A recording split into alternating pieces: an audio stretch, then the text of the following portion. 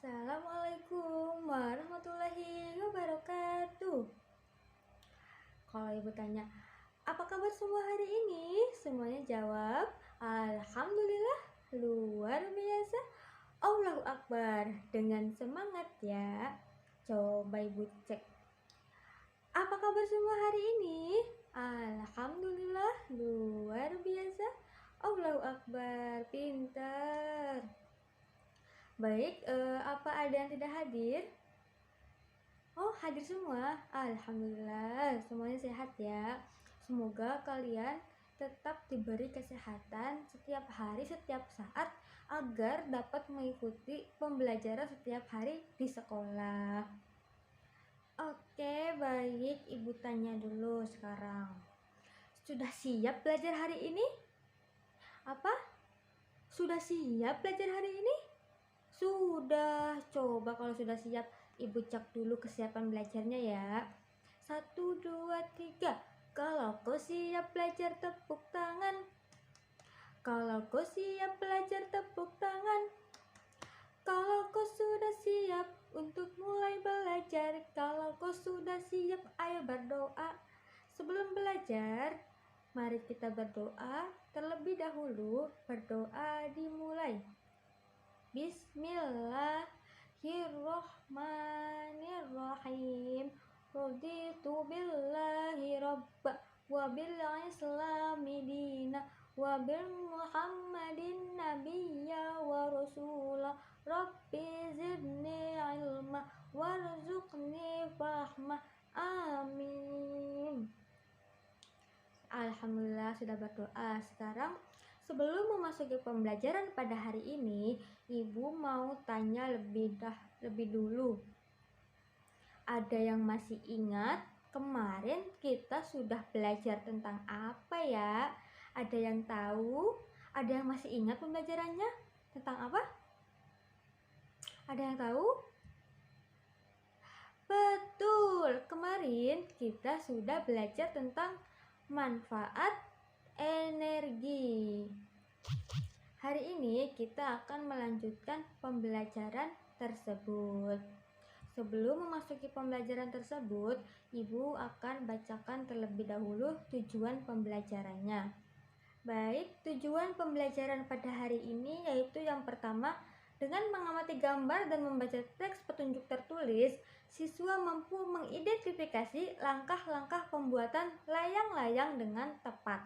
Yang kedua, dengan mengamati gambar dan membaca teks petunjuk tertulis, siswa mampu membuat layang-layang dengan tepat. Yang ketiga, dengan pengamatan, siswa mampu mengidentifikasi manfaat energi alternatif dalam kehidupan sehari-hari dengan tepat. Yang keempat, setelah pengamatan, siswa mampu menyajikan laporan dalam bentuk peta pikiran hasil pengamatan tentang perubahan bentuk energi alternatif dalam kehidupan sehari-hari dengan sistematis. Yang kelima, dengan mengolah informasi, siswa mampu mengidentifikasi tanaman jarak sebagai sumber daya alam alternatif dan pemanfaatannya dengan tepat. Yang keenam, dengan mengolah informasi, siswa mampu menyajikan hasil identifikasi tanaman jarak sebagai sumber daya alam alternatif dan pemanfaatannya dalam bentuk tulisan dengan sistematis. Itu adalah tujuan pembelajaran pada hari ini. Nah, oke, sebelum ibu memasuki materi pembelajaran pada hari ini, silahkan kalian membaca buku non pelajaran terlebih dahulu ya. Sebentar saja, setelah itu baru kita akan memasuki materi pembelajaran pada hari ini. Silahkan dibuka buku non pelajarannya yang sudah disiapkan dari rumah. Baik, ibu kasih waktu mulai dari sekarang. Oke, baik, membaca buku non pelajaran sudah cukup ya. Sekarang kita akan memasuki materi pembelajaran pada hari ini. Sebelum memasuki materi pembelajaran pada hari ini, alangkah lebih baiknya kita menyanyikan lagu terlebih dahulu agar lebih semangat ya. Kita akan menyanyikan lagu Bermain Layang-Layang. Hafal kan? Hafal dong. 1, 2, 3. Ku ambil bulu sebatang, ku potong sama panjang, ku raut dan ku timbang dengan benang, ku jadikan layang-layang, bermain berlari, Bermain layang-layang, bermain ku bawa ke tanah lapang, hati riang dan gembira. Nah, itu adalah lagu bermain layang-layang. Sekarang sudah lebih semangat belajar ya. Oke, baik, sekarang kita langsung saja memasuki materi pembelajaran pada hari ini. Sekarang dengarkan penjelasan dari Ibu ya. Teks petunjuk. Teks petunjuk memberikan panduan dengan baik atau memberikan arahan yang jelas. Oleh karena itu, bahasa dalam teks petunjuk harus jelas, sistematis, komunikatif, dan menggunakan bahasa yang lugas dan efektif. Jenis-jenis teks petunjuk antara lain yang pertama, petunjuk menggunakan obat. Yang kedua, petunjuk membuat sesuatu. Yang ketiga, petunjuk melakukan sesuatu. Yang keempat, petunjuk arah atau denah. Syarat teks petunjuk yaitu yang pertama, singkat, padat, dan informatif. Bahasa petunjuk harus singkat, berarti dalam petunjuk tersebut hanya mencantumkan hal-hal yang dianggap penting dan bahasa yang digunakan pun harus informatif.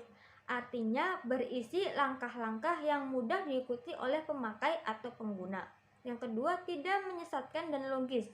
Bahasa petunjuk juga tidak boleh menyesatkan. Artinya, langkah-langkah yang diberikan itu harus urut dan sistematis. Antara urutan satu dan urutan yang lain harus praktis, logis, dan tidak menimbulkan penafsiran ganda bagi pemakai. Yang ketiga, langsung menuju kepada hal yang akan dilakukan. Bahasa petunjuk pun harus langsung kepada hal-hal yang akan dilakukan. Artinya, langkah-langkah yang dicantumkan hanya langkah-langkah yang penting. Nah, tadi itu adalah penjelasan singkat tentang teks petunjuk. Sekarang silahkan kalian buka buku siswanya tema 2, subtema 3. Pembelajaran yang pertama. Di situ ada teks petunjuk mengenai bagaimana membuat layang-layang. Sudah? Iya, di situ ada bahan yang dibutuhkan. Yang pertama, kertas koran bekas berbentuk persegi ukuran 30 x 30 cm.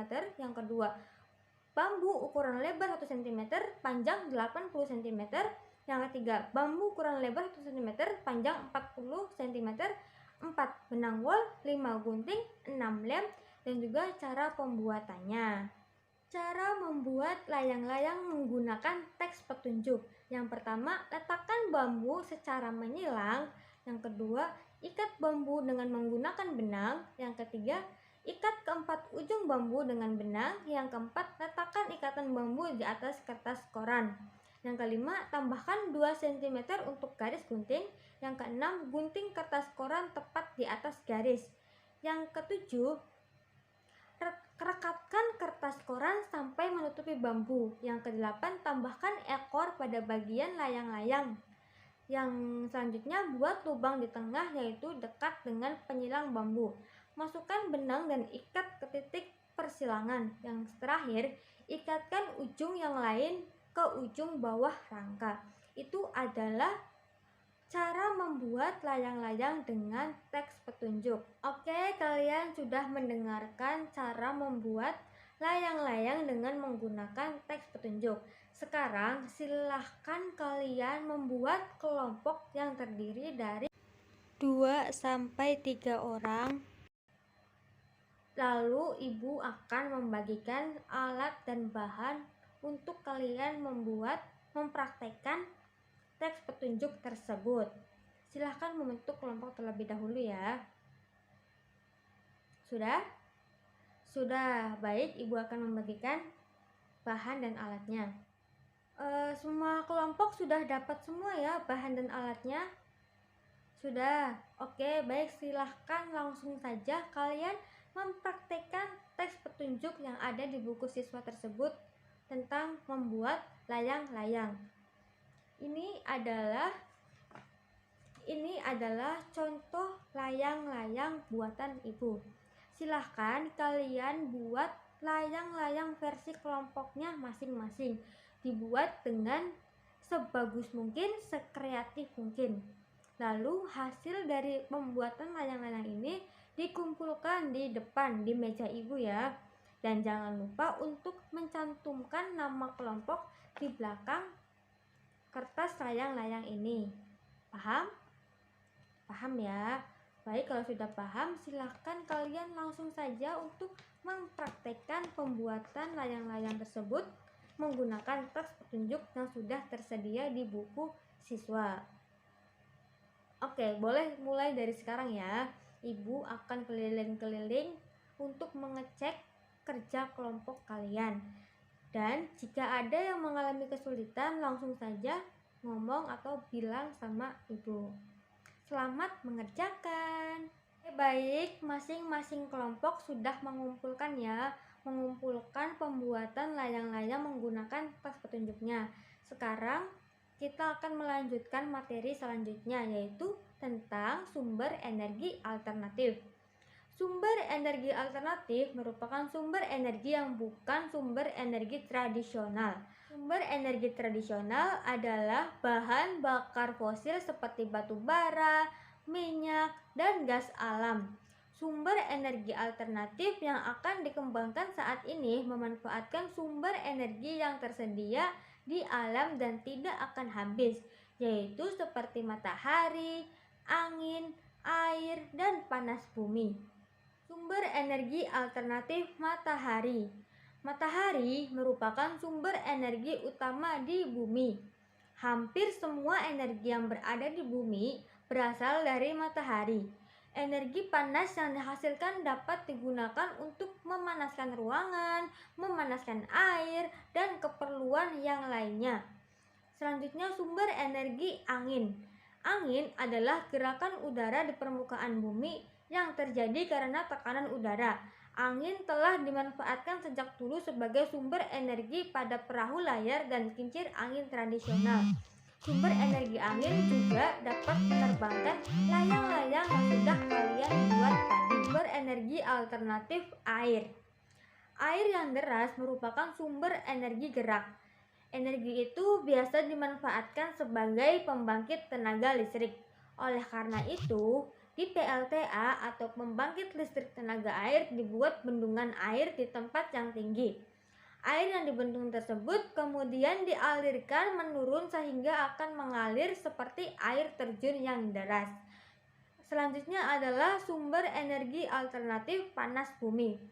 Energi panas bumi merupakan energi yang berasal dari panas yang disimpan di bawah permukaan bumi.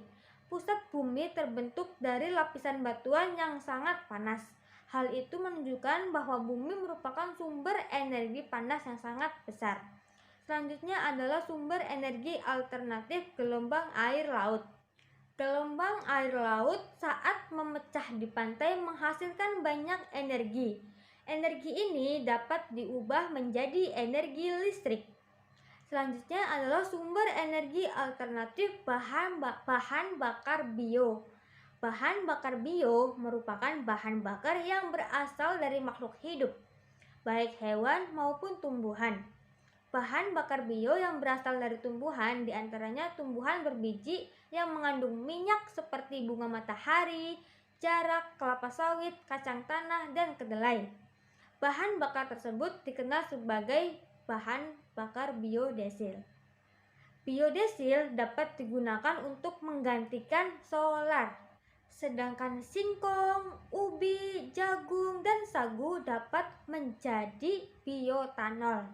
Bioetanol dapat menggantikan bensin ataupun premium. Bahan bakar bio juga dapat berasal dari kotoran ternak. Bahan bakar tersebut dikenal sebagai biogas. Selain itu, bahan bakar ini juga dapat dimanfaatkan untuk bahan bakar kendaraan bermotor. Berdasarkan penjelasan tentang sumber energi alternatif tadi, silahkan masing-masing individu untuk menuliskan jenis-jenis energi alternatif, ciri-ciri dan keberadaannya saat ini berdasarkan teks dalam bentuk peta pikiran yang tersedia. Setelah itu, silahkan kalian saling bertukar cerita tentang peta pikiran tersebut. Mengenai tugas membuat peta pemikiran tersebut, apa ada yang tidak paham? Ada yang nggak paham? Oke, baik. Karena sudah pada paham, silahkan kalian boleh buat dimulai dari sekarang ya. Setelah itu jangan lupa untuk bertukar dengan teman untuk menceritakan peta pikiran tersebut. Oke, selamat mengerjakan. Wah, oke, kalian berarti sudah paham ya mengenai jenis-jenis sumber energi alternatif tersebut karena tadi sudah saling bertukar peta pikiran bersama teman kalian masing-masing. Oleh karena itu, Ibu akan melanjutkan ke materi selanjutnya, yaitu tentang minyak jarak sebagai sumber energi alternatif. Minyak jarak mulai dikenal sebagai sumber energi alternatif biodesil. Biodesil dihasilkan dari minyak yang diperoleh dari biji tanaman jarak yang banyak tumbuh di daerah tropis seperti di Indonesia. Minyak jarak dari biji tanaman pagar ini mempunyai potensi untuk dikembangkan sebagai tanaman penghasil minyak pengganti bahan bakar minyak bumi.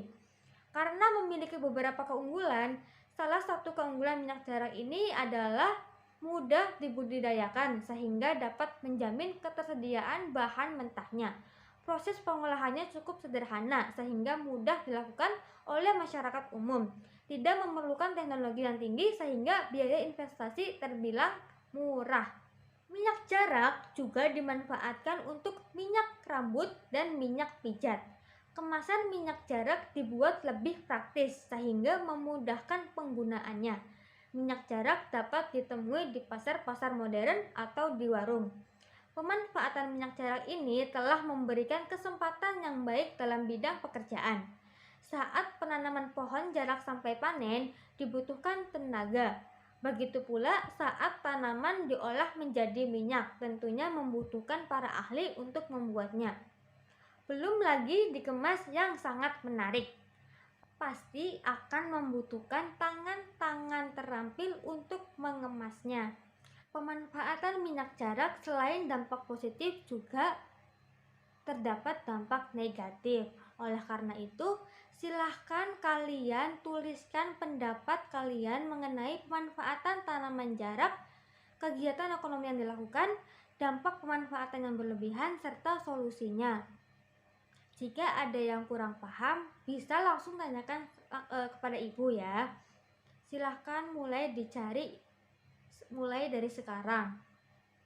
Selamat mengerjakan. Sudah jelas ya tugasnya tentang pemanfaatan tanaman jarak, kegiatan ekonomi yang dilakukan, serta pemanfaatan yang berlebih dan solusinya. Paham ya? Silahkan dimulai dari sekarang. Baik, waktu pengerjaan tugasnya sudah habis ya.